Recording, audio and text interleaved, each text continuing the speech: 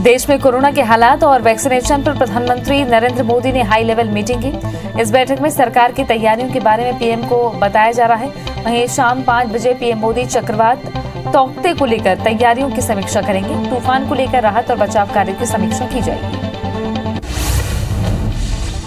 पश्चिम बंगाल के राज्यपाल जगदीप धनखड़ ने नंदीग्राम में चुनाव के बाद प्रभावित इलाकों का दौरा किया। राज्यपाल ने पीड़ित परिवारों से मिलकर उनका हालचाल जाना। जगदीप धनखड़ ने कहा कि राज्य कोविड और चुनाव के बाद हुई हिंसा के गंभीर संकट से गुजर रहा है। गवर्नर ने मुख्यमंत्री से इस पर ध्यान देने की अपील की। नंदीग्राम हिंसा में बहुत से लोग प्रभावित हुए हैं। केंद्रीय स्वास्थ्य मंत्री डॉक्टर हर्षवर्धन 4 राज्यों के मुख्यमंत्रियों के साथ कोरोना के हालात पर बैठक करेंगे। कोरोना की तीसरी लहर को लेकर ज्यादा प्रभावित राज्यों के साथ कोरोना प्रबंधन को लेकर डॉक्टर हर्षवर्धन मीटिंग करने वाले हैं। स्वास्थ्य मंत्री कोरोना की रोकथाम, इलाज के इंतजाम और वैक्सीनेशन पर चर्चा करेंगे। एमपी से मंत्री डॉक्टर प्रभुराम चौधरी भी शामिल होंगे। केंद्रीय शिक्षा मंत्री रमेश पोखरियाल निशंक 17 मई को सभी राज्य के शिक्षा सचिवों के साथ मीटिंग करने वाले हैं। कोरोना वायरस की स्थिति, ऑनलाइन शिक्षा और राष्ट्रीय शिक्षा नीति के क्रियान्वयन की शिक्षा मंत्री समीक्षा करेंगे। कोरोना में लॉकडाउन के चलते स्कूल और कॉलेज बंद पड़े हैं। कोरोना को लेकर 20 मई को कलेक्टर्स के साथ वीडियो कॉन्फ्रेंस के जरिए प्रधानमंत्री मोदी जुड़ेंगे। इसमें छत्तीसगढ़ के 5 जिलों के कलेक्टर भी शामिल होने वाले हैं। कोरोना कंट्रोल पर डीएम से अहम चर्चा होगी। पीएम मोदी लगातार कोरोना की रोकथाम पर नजर बनाए हुए हैं। पीएम ने कोरोना को अज्ञात शत्रु बताकर युद्ध की बात कही है। इजरायल और हमास के बीच संघर्ष तमाम अपीलों के बाद भी थमा नहीं है। बीती रात को इजरायल ने हमास पर जोरदार हमले करते हुए महज 40 मिनट के अंदर ही 450 से ज्यादा मिसाइलें दागी।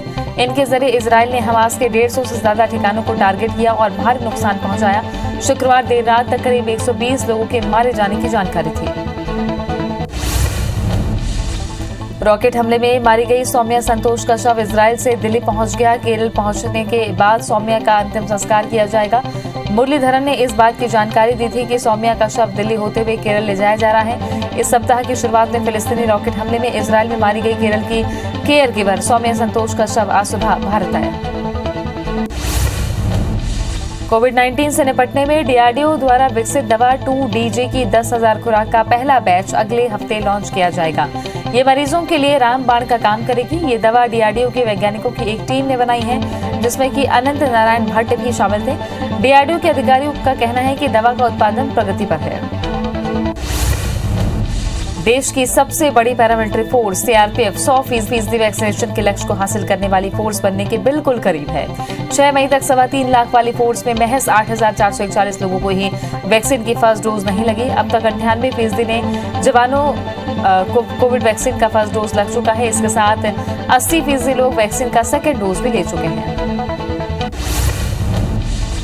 भारत के नागरिकों के ऑस्ट्रेलिया जाने पर लगी रोक खत्म होने वाली है। ऑस्ट्रेलियाई पीएम के मुताबिक अब इसे आगे नहीं बढ़ाया जाएगा। कोरोना के बढ़ते मामलों के बीच ऑस्ट्रेलिया ने भारतीयों की उड़ान पर रोक लगा दी थी। इस पर अब राहत देने की खबर है।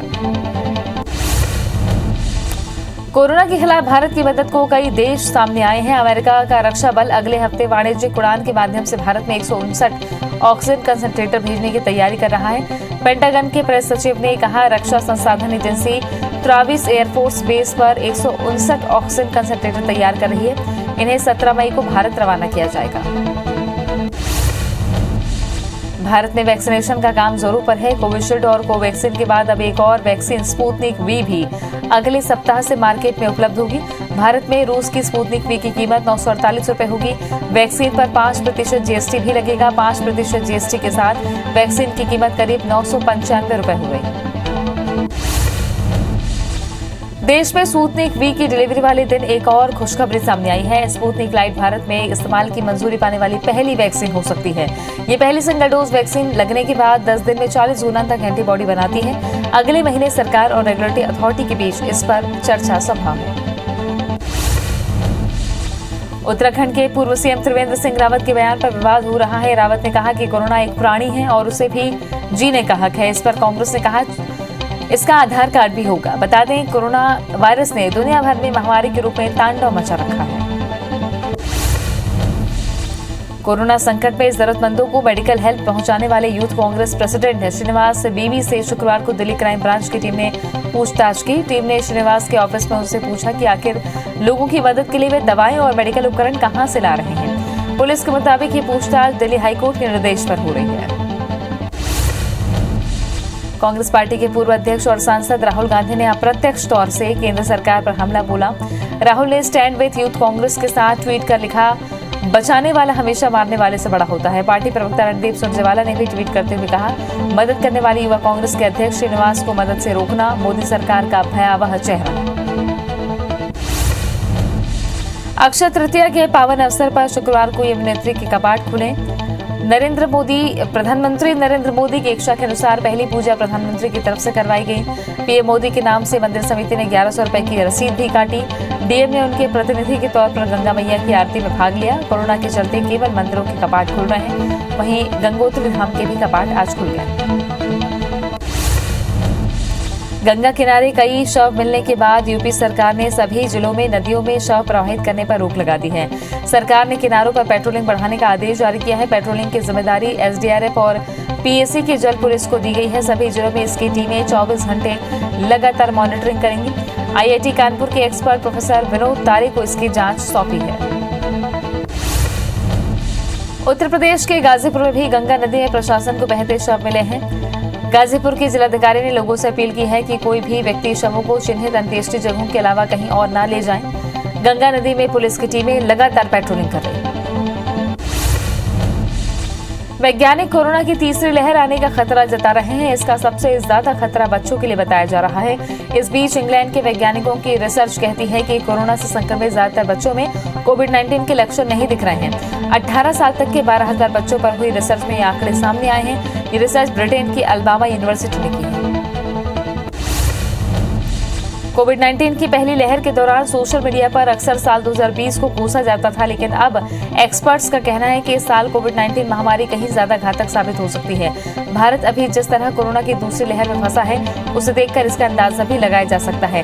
भारत के साथ ही अब जापान भी महामारी की जबरदस्त चपेट में आ गया है। WHO ने शुक्रवार को अमीर राष्ट्रों से अपील की है कि वो बच्चों के टीकाकरण के बारे में फिर से विचार करें। विश्व स्वास्थ्य संगठन ने इन देशों को राय दी कि इसके बजाय वो कोवैक्स योजना के तहत गरीब देशों को कोविड-19 वैक्सीन दान करें। WHO के प्रमुख टेड्रोस घेब्रेयेसुस ने भारत के बारे में कहा कि महामारी का दूसरा साल पहले साल की तुलना में ज्यादा जानलेवा साबित होगा। दुनिया भर में कोरोना के 16 करोड़ 25 लाख को पार कर गए हैं। वहीं अब तक 33,70,000 मरीजों की मौत हो चुकी है। कोरोना को हराकर स्वस्थ हो चुके हैं। हालांकि दुनिया में 1 करोड़ 87 लाख एक्टिव मरीजों का इलाज जारी है। संक्रमण के मामले में भारत दुनिया में दूसरे स्थान पर बना हुआ है।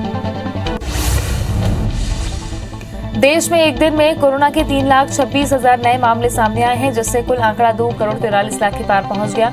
वहीं 3,876 नई मौत से अब तक 2,66,000 मरीजों की मौत हो चुकी है। संक्रमण के मामले में भारत दुनिया में दूसरे नंबर पर पहुंच गया है। हालांकि देश में 24 घंटे में लगभग 3,52,000 मरीज ठीक भी हुए। महाराष्ट्र में 39,923 नए मामलों से कुल आंकड़ा 53,09,000 को पार कर गया है। राज्य में 695 मौत से अब तक 69,552 मरीजों की मौत हो चुकी है। एक्टिव मरीजों का आंकड़ा 5,19,000 को पार कर गया है। राज्य में 53,000 से ज्यादा मरीज स्वस्थ भी हुए हैं। पुणे में 3,155 नए केस मिले हैं। सीएम अरविंद केजरीवाल ने कहा कि दिल्ली में पिछले 24 घंटे में संक्रमण दर 12% रह गई है। दिल्ली में अब काफी कम लोग बीमार पड़ रहे हैं। मरीज कम होने के साथ अस्पतालों में बेड भी खाली हो रहे हैं। हालांकि आईसीयू बेड अभी भी भरे हुए हैं। इसका मतलब गंभीर मरीजों की संख्या भी कम नहीं हुई है। किसी भी हालत में ढिलाई नहीं करनी है, लॉकडाउन का पालन करना है। दिल्ली में आंकड़े देखकर ये उम्मीद की जा सकती है कि दूसरी वेव जल्द ही उतार पर होगी। अप्रैल के अंतिम हफ्ते में रोजाना 700 से ज्यादा अंतिम संस्कार हो रहे थे। वहीं मई के दूसरे हफ्ते में ये आंकड़ा गिरकर करीब 450 हो गया। अब शमशान घाटों और कब्रगाहों के आंकड़े बताते हैं कि कोरोना की दूसरी लहर का कहर कुछ कम हुआ। बढ़ते संक्रमण के चलते केरल में लॉकडाउन को 23 मई तक बढ़ा दिया गया है। केरल के सीएम पिनाराई विजयन ने कहा कि केरल में पॉजिटिविटी रेट ज्यादा होने से लॉकडाउन को बढ़ाने का फैसला किया गया। उन्होंने बताया कि जिन क्षेत्रों में पॉजिटिविटी रेट ज्यादा है, वहां ट्रिपल लॉकडाउन लगाया जाएगा। तिरुवनंतपुरम, एर्नाकुलम, त्रिशूर और मलप्पुरम में ट्रिपल लॉकडाउन लगेगा। उत्तर प्रदेश में भी अब कोरोना के मामलों में कमी देखी जा रही है। लॉकडाउन के असर के तौर पर लखनऊ के संक्रमित मामले पहले से कम हो रहे हैं, लेकिन मेरठ में अभी भी कोरोना के मामले बढ़ रहे हैं। बता दें कि पिछले 24 घंटों में यूपी में कोरोना के 15,747 नए मामले सामने आए हैं, वहीं 312 लोगों की जान चली गई। मध्य प्रदेश में 8,087 नए केस मिलने से आंकड़ा 7,16,000 को पार कर गया है। प्रदेश में 88 मरीजों की मौत से कुल आंकड़ा 6,841 हो गया। एमपी में एक्टिव मरीजों की संख्या 1,04,000 के पार है। वहीं पिछले 24 घंटे में 11,671 मरीज डिस्चार्ज भी हुए हैं। इंदौर में 1,559 और भोपाल में 1,243 नए मरीज मिले हैं। छत्तीसगढ़ में कोरोना के 7,594 नए केस मिले हैं। प्रदेश में एक्टिव मरीजों का आंकड़ा 1,15,000 के पार पहुंच गया है। वहीं 172 मरीजों की मौत से अब तक 11,461 लोगों की मौत हो चुकी है। 10,908 मरीजों के डिस्चार्ज होने से कुल आंकड़ा 7,72,000 को पार कर गया है। रायपुर से 358 और दुर्ग में 273 नए केस मिले हैं। छत्तीसगढ़ के रायपुर जिले में 31 मई सुबह 6 बजे तक लॉकडाउन बढ़ा दिया गया है। राज्य सरकार ने इसके लिए दिशा निर्देश जारी कर दिए हैं। यहां ऑड इवन फॉर्मूले पर शाम 5 बजे तक दुकानें खुलेंगी। सभी दुकानों को खोलने की अनुमति दी गई है, जबकि प्रदेश में संडे को टोटल लॉकडाउन रहेगा। रायपुर में बढ़े लॉकडाउन के बीच व्यापारियों को अतिरिक्त छूट दी गई है। दुकानों और ई कॉमर्स को शाम 5 बजे तक डिलीवरी की छूट दी गई है। दूध वितरण सुबह 6 से 11 और शाम 5 से 7:30 बजे तक कर सकेंगे। कलेक्टर ने आदेश जारी करते हुए बताया कि रविवार को पूर्ण लॉकडाउन रहेगा। बाकी दिन 5 बजे तक ही दुकानें खुलेंगी। वहीं बलौदाबाजार 24 मई तक लॉक रहेगा।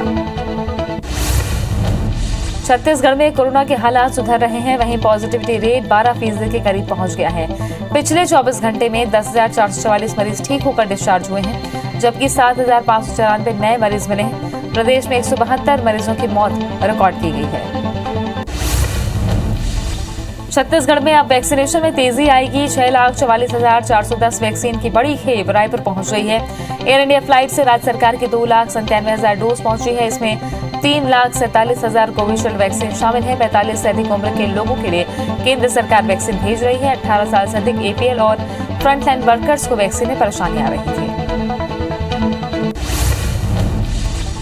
छत्तीसगढ़ में स्वास्थ्य विभाग के प्रमुख सचिव रेणु पिल्ले को हटा दिया गया है। उन्हें पंचायत विभाग के अपर मुख्य सचिव बनाया गया है। वहीं आलोक शुक्ला को स्वास्थ्य विभाग के प्रमुख सचिव की जिम्मेदारी दी गई है। कोरोना के चलते मध्य प्रदेश में 10वीं की परीक्षाएं नहीं होंगी। 12वीं की परीक्षाएं भी आगामी आदेश तक स्थगित कर दी गई हैं। आगामी परीक्षा के लिए 20 दिन पहले नया टाइम टेबल जारी किया जाएगा। मध्य प्रदेश में फिलहाल कोरोना कर्फ्यू से राहत नहीं मिलेगी। जनता के नाम संदेश में सीएम शिवराज ने कोरोना कर्फ्यू के सख्ती से पालन करने की अपील की है। हालांकि 5% से कम पॉजिटिविटी रेट वाले जिलों में कुछ छूट का ऐलान हो सकता है। मध्य प्रदेश में कोरोना को कंट्रोल करने सीएम शिवराज सिंह चौहान जुट गए हैं। संक्रमण की रोकथाम, इलाज के इंतजाम और वैक्सीनेशन को लेकर आज दिन भर सीएम शिवराज बैठक करेंगे। जिलों के प्रभारी मंत्री, अधिकारियों और विशेषज्ञों के साथ सीएम विस्तार से चर्चा करेंगे। मध्य प्रदेश में ब्लैक फंगस ने चिंता बढ़ा दी है। इलाज के उपचार को लेकर सीएम शिवराज सिंह ने निर्देश जारी किए हैं। भोपाल, इंदौर, जबलपुर, ग्वालियर और रीवा के मेडिकल कॉलेज में विशेष वार्ड बनाए जाएंगे। राजधानी भोपाल में खुदकुशी का इरादा लिए एक लड़की ने बड़े तालाब में छलांग लगा दी। पानी में गिरने के बाद लड़की जान बचाने के लिए छटपटाने लगी। वहां खड़े एक लड़के ने तालाब में कूदकर लड़की को बचाया। घटना की जानकारी मिलने पर नगर निगम के कर्मचारी और गोताखोर भी मौके पर पहुंचे। बाद में लड़की को हमीदिया अस्पताल में भर्ती कराया गया। एमपी में भी ब्लैक फंगस ने सरकार की चिंता बढ़ा दी है। नरसिंहपुर में 2 मरीजों की मौत हो गई है। वहीं अब तक 6 मरीज सामने आए हैं। दमोह में ब्लैक फंगस के 4 मरीजों को जबलपुर शिफ्ट किया गया है। छत्तीसगढ़ में सभी मेडिकल कॉलेज में ब्लैक फंगस का इलाज होगा। राज्य सरकार ने इस घातक रोग के इलाज के लिए एडवाइजरी जारी कर दी है। स्वास्थ्य विभाग ने ब्लैक फंगस को घातक बताते हुए लक्षण दिखते ही जांच कराने की अपील की है। बस्तर में प्रशासन ने निजी चिकित्सकों से सुबह शाम 2-2 घंटा कोरोना मरीजों के इलाज के लिए समय देने कहा है। इसमें सीएमएचओ की ईमेल आईडी पर 22 मई तक संपर्क कर निजी चिकित्सक सेवाओं के लिए आगे आ सकते हैं। कोरोना संक्रमण की ग्रामीण इलाकों में बढ़ती रफ्तार ने चिंता बढ़ा दी है। कलेक्टर रजत बंसल ने निजी चिकित्सकों से ड्यूटी के लिए 22 मई तक आवेदन मंगवाए हैं। कवर्धा महिला और बाल विकास विभाग की टीम को 3 जगहों पर बाल विवाह की जानकारी मिली थी। संयुक्त टीम ने गांव पहुंचकर परिजनों को समझाकर बाल विवाह रुकवाया। ग्राम घुघरी में 2 नाबालिग लड़कों की शादी रुकवाई गई। वहीं इंदौरी और रबेली में 2 लड़कियों की शादी को दबिश देकर रुकवाया गया। प्रशासन ने परिवार वालों को सजा की भी चेतावनी दी। महासमुंद के सिरपुर क्षेत्र के ग्राम परसाडीह में एक दंतैल हाथी ने किसान की जान ले ली। 45 साल के किसान अपने 15 साल की बेटी के साथ खेत में दवा छिड़काव करने गया हुआ था, जबकि मृतक के बेटे ने पेड़ पर चढ़कर अपनी जान बचाई। किसान को कुचलने के बाद हाथी गांव में घुस गया। वन अमले ने तत्काल मुआवजे के तौर पर 25,000 रुपए की राशि मृतक के परिजनों को दी। बलरामपुर जिले के वाड्रफनगर में शहर के बीच ट्रेनिंग संस्था के संचालित होने से स्थानीय लोग काफी चिंतित हैं, जिनका कहना है कि बिना सोशल डिस्टेंस और मास्क के बच्चे यहां पहुंच रहे हैं। इससे न सिर्फ बच्चों को संक्रमण का खतरा है, बल्कि शहर और वार्ड में भी संक्रमण फैल सकता है। स्थानीय लोगों ने प्रशासन से इसे तत्काल बंद कर कार्रवाई की मांग की है। बीजेपी के पूर्व विधायक संतोष बाफना ने कोरोना संक्रमण में बस्तर में निर्माणाधीन एनएमडीसी स्टील प्लांट प्रबंधक पर निशाना साधा। उन्होंने प्रबंधन और केंद्रीय इस्पात मंत्री को पत्र लिखकर एनएमडीसी के बंद पड़े डीएवी स्कूल को 200 बिस्तर का कोविड सेंटर बनाने अनुरोध किया है। इससे प्लांट परिसर और ग्रामीणों को राहत मिलेगी और मेडिकल कॉलेज में डॉक्टरों पर दबाव भी कम होगा। देश में मानसून इस साल 31 मई तक केरल पहुंचने के आसार हैं। वहीं छत्तीसगढ़ में मानसून की एंट्री बस्तर के रास्ते 10 जून तक होने की संभावना है। मौसम विभाग ने मानसून का पूर्वानुमान जारी किया है। राजधानी रायपुर में इसके 15 जून और अंबिकापुर में 21 जून को पहुंचने की बात विभाग ने की है। मुरैना निगम के स्वास्थ्य अधिकारी जगदीश टैगोर के घर 15 हमलावरों ने धावा बोलते हुए जमकर फायरिंग की। हमले के पीछे पुराना विवाद बताया जा रहा है। घटना स्टेशन रोड नेक्सिया वाली गली उत्तमपुरा की है। इस मामले में पुलिस ने 4 लोगों को हिरासत में लिया है। शहर में एक हफ्ते में फायरिंग की दूसरी घटना है। हमले का महिला ने वीडियो बनाकर पुलिस को सौंप दिया। इंदौर के लसूड़िया थाना क्षेत्र में चोरी करने घुसे बदमाशों ने महिला के साथ गैंगरेप किया। पुलिस ने सीसीटीवी कैमरों के आधार पर आरोपियों को चिन्हित करते हुए 2 आरोपियों को गिरफ्तार कर लिया है, तो वहीं एक आरोपी फरार है। सूने घर को चोरों ने निशाना बनाते हुए 50,000 से ज्यादा सामान पर हाथ साफ कर दिया। इस मामले में तीनों आरोपी नाबालिग हैं। देवास में 30 मई तक लॉकडाउन बढ़ा दिया गया है। जिले के क्राइसिस मैनेजमेंट की बैठक में लॉकडाउन बढ़ाने पर फैसला किया गया है। बैठक में प्रभारी मंत्री ऊषा ठाकुर, सांसद महेंद्र सिंह सोलंकी समेत तमाम अधिकारी मौजूद रहे।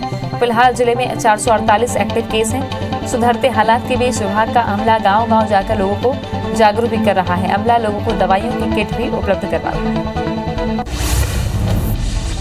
श्योपुर जिले में शादियों का आयोजन जारी है। जिला प्रशासन की टीम ने 20 से ज्यादा जगहों पर कार्रवाई करते हुए उल्लंघन का दोषी मानते हुए 2 दुल्हों को गिरफ्तार भी किया। शुक्रवार को अपर कलेक्टर को दौरे में 20 से ज्यादा विवाहों में शादी समारोह हो रहे थे। एक जगह नाबालिग दूल्हा मिलने पर एफआईआर के निर्देश दिए गए। पन्ना जिले के कोतवाली थाना क्षेत्र के ग्राम तिलगवा में 26 साल की युवती पूनम और उसके 1.5 साल की बेटी रेलवे लाइन के पास एक पेड़ पर लटकती हुई दोनों की लाश मिली।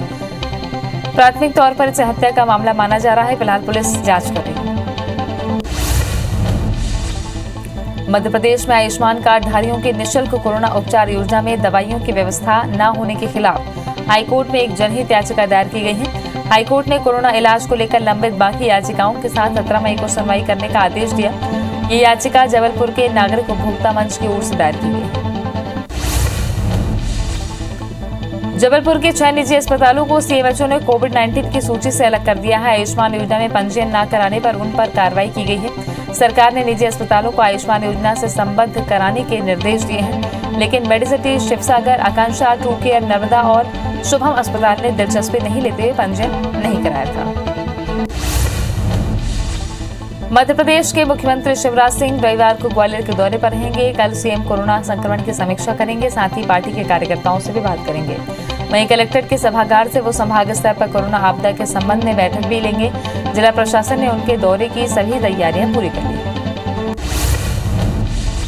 हटा जिले के बड़ियादू थाना क्षेत्र में चोरैया कलकुआ मार्ग पर देर रात सड़क हादसा हो गया। हादसे में 2 युवकों की दर्दनाक मौत हो गई, एक गंभीर रूप से घायल हो गया। पुलिस मामले की जांच कर रही है। जांच के बाद ही एक्सीडेंट का कारण सामने आ सकेगा।